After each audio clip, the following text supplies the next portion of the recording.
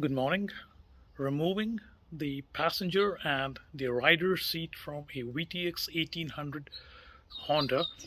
That's what we are going to be taking a look at today. It's an easy process and can be needed for having access to a battery compartment or fixing more stuff onto the battery. So let's get to it. This first part is removal of the rear seat or the passenger seat. For that, you would need Allen keys. The first one is a 5mm, which would remove this one here at the back. I've already loosened it. And there are two, one on each side of the seat toward the front, which would need a 6mm Allen key. So this is the one, I've loosened it. And then there is one on this side here. Okay, so I have gone ahead and removed those three screws with the help of the Allen keys.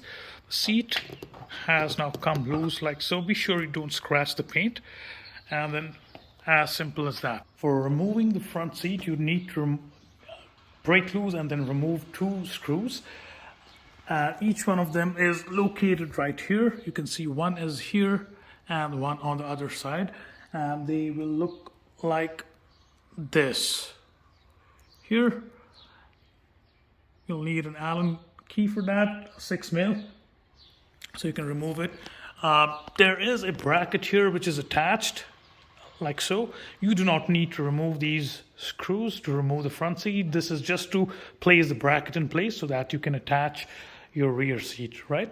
So it is as simple as, once you remove those screws, of course, it's as simple as sliding this off, and then you have access to your battery compartment, or you want to work on the electricals and stuff like that. Thanks for watching.